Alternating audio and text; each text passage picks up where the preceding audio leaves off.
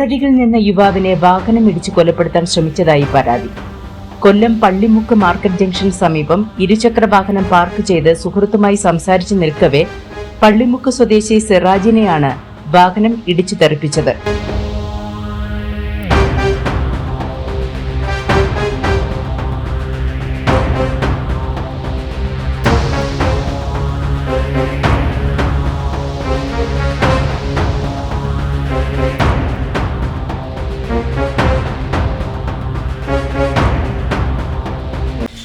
ഞാൻ പിരിവിന് പോകാൻ വേണ്ടി പോയപ്പോഴാണ് സംഭവിച്ചത്. അങ്ങനെ ഒരു സുഹൃത്തുമായിട്ട് സംസാരിച്ചുകൊണ്ടിരിക്കെ ബാക്കിൽ ഇരിക്കുകയായിരുന്നു. പിന്നെ ഉടനെ ബോധം പോയി. പിന്നെ ഹോസ്പിറ്റലിൽ എത്തുമ്പോഴാണ് ഒരു ബോധം വരുന്നത്.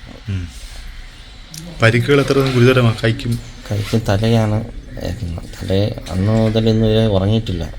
കാരണം ഭയങ്കര നമ്മുടെ ബെഡിൽ കിടക്കാൻ പോലും പറ്റുന്നില്ല. അത്ര അവസ്ഥയാണ്.